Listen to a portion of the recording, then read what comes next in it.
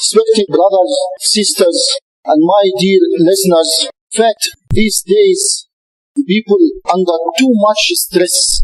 And whenever you meet any brother, how are you, brother? Said, oh, life is tough. Things are going bad. In fact, there's two types of people. There's a man who got few millions, 3, 5, 10, 100 millions, and he is gone for a deal expecting 1 more million to come in. And it doesn't work. So life was tough. His millions didn't get 1 more.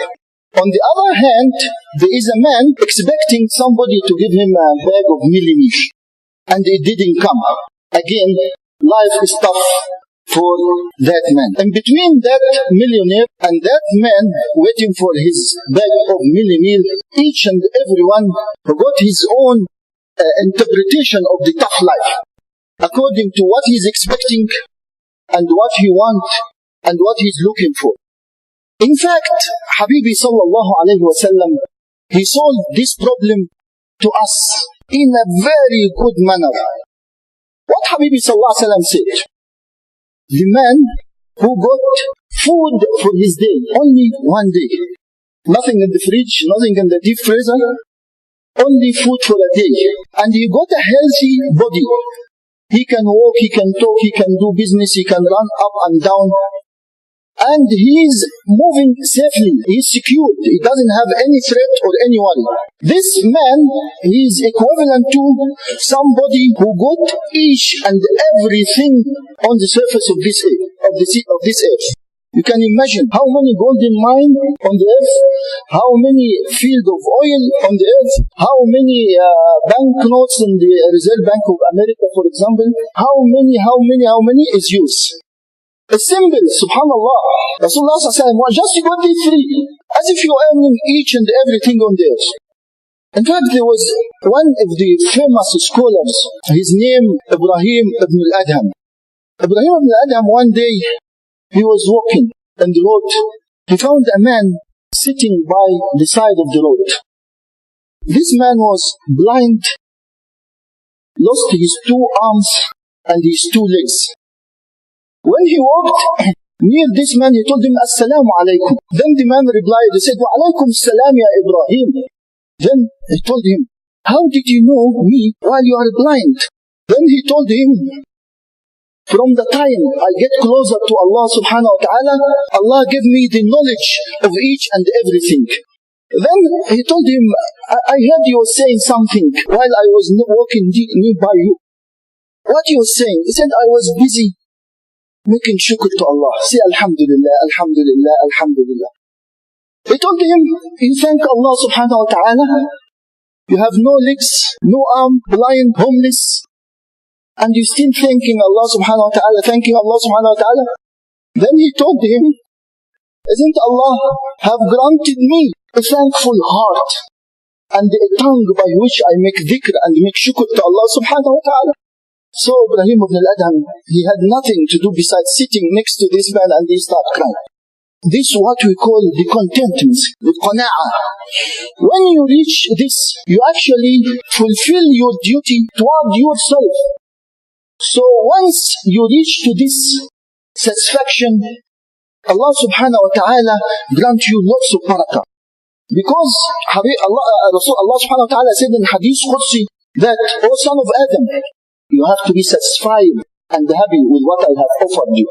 And if you do so, I will give you blessing and barakah. And on the day of Qiyamah, you will be blessed. I will be pleased with you. If you don't, you are not satisfied, you are not happy with whatever I have offered you, I make you run up and down like a hungry wild animal in the middle of the jungle. And you will get only what I have offered you. And now the dangerous part of it. And in the day of Qiyamah, you will be cursed by me. So just fulfilling this duty toward yourself by having that contentment, that satisfaction, you're helping yourself before anybody else. But this, my brothers, doesn't mean that we shouldn't work. No, work. Work very hard. Be the millionaire, be multi-millionaire, be the richest man in the world. But all the time, be happy and satisfied with what Allah subhanahu wa ta'ala have offered you. Because you have a duty toward the others. Now you fulfill your duty toward yourself. What's my duty toward others? Each and every poor and needy person is my responsibility, either I like it or not. If each and every one fulfill his duty toward the poor people, will be no poor person on there. So that's why Habibi sallallahu alayhi wa sallam, he said, he is none of us, the person who go to bed with full stomach while his next door neighbor is hungry. So you have to fulfill your duty to give your sadaqah, to give your zakat, give all what you can do to the needy people. And here there was a certain ethics, or we can call it rules. In fact, I did a humble research, and we came out with what I call it the 5 golden rules when you're giving your sadaqah, just to get the optimum benefit of what you have done. Rule number 1 is the niyyat, the intention. Your intention must be purely and only and solely for the sake of Allah subhanahu wa ta'ala, and nothing else. And that's wallahi very, very serious issue, very important issue, because in the day of Qiyamah, when you are before Allah subhanahu wa ta'ala, you're going to be asked one question. You did so and so. Yes. For what reason? At that time, you can tell lies. You and me, we can tell lies to each other. But when you are before Allah subhanahu wa ta'ala, your tongue will answer, your leg will answer, your hand will answer. And this will be out of your control. You will answer, I did this because I want the people to say I am generous. Then the answer will come to you, وَقَدْ قِيلَ, and the people have said so. So you have nothing here. فَجُرُّوهُ إِلَى النَّارِ, may Allah protect us all. Pull him to the fire of Jahannam. You spend money, you give lots of money, everything, and you're still going to Jahannam. Because what? Your intention, you want the people to say, this man is generous man. Other man, he will answer, Ya Allah, I did it for your own sake. فَخُذُوهُ إِلَى الْجَنَّةِ, take him to the Jannah. So intention, it's very important to be sure that your intention is purely for the sake of Allah only. Rule number 2, to hide what you are giving. To try to give it in a secretive manner. You don't need a lot of publicity. There's some people, you give something, he needs everybody to know. He wanted to come in the paper, and the first page was a bond, like Mr. So-and-so have donated such as. Try to make it secretively and hide it in a manner. That is why Rasulullah sallallahu alayhi wa sallam, he said that among those 7 people who will be under the shade of Allah subhanahu wa ta'ala, when there is no any other shade besides the shade of Allah subhanahu wa ta'ala, a man who gives sadaqah, and he hide it, he give it secretively, to the extent that his left hand doesn't know what is his right hand have given. Item number or rule number 3, and that is very, very important. When you give somebody sadaqah, you don't need to remind him day and night whenever you see him by what is you have done to him, and remind him with your favor upon him. If my brother, he gave me a pair of shoes, for example, I don't need every time he see me, oh brother Hassan, how are you? How's my shoes? Is it fitting you nice, mashallah? You see, it's fitting. Every body in town, he knows that he gave me 1 pair of shoes. Allah subhanahu wa ta'ala described it beautifully in the Quran. وَلَا يَتْبَعُونَ مَا أَنْفَقُوا مَنًّا وَلَا أَذًى. In Surah Al-Baqarah, the people shouldn't follow what you have done or what you have given by reminding, humiliating, harassing the person whom you have given. وَلِكَلِمَةٌ طَيِّبَةٌ خَيْرٌ مِّن صَدَقَةٍ يَتْبَعُهَا أَذًى. If you give just kind word, it's far much better than if you give something and followed by reminding him, harassing him, and so on. Rule number 4, and that is very, very important. Try to give from the best you have. Allah subhanahu wa ta'ala mentioned in Surah Al-Imran, لن تنالوا البر حتى تنفقوا مما تحبون. You won't reach the righteousness to be among those high class in Jannah. Like in this dunya, everybody is looking for nice, to live in a nice suburb, in a nice house, to have a nice car. Also in Akhirah, you need to have a nice, you be in the highest level. To reach to that, to achieve that, you have to spend from what you love most. And these days, what are the people doing? When I have a trouser, very old, rotten, full of patches, I give it away. I have something spoiled, I almost thrown it away, I give it. Even for the cash, my brother was complaining, for the cash, when the Bible came, he got the money out of his pocket and he chose the oldest note. The one is just rotten, smelly, and he give it. And the other nice note, he keep it for his customers.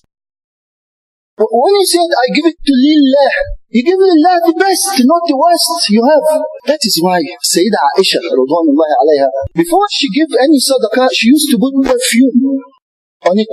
When they asked her why you are doing that, she said because it reached the hand of Allah before the hand of the recipient.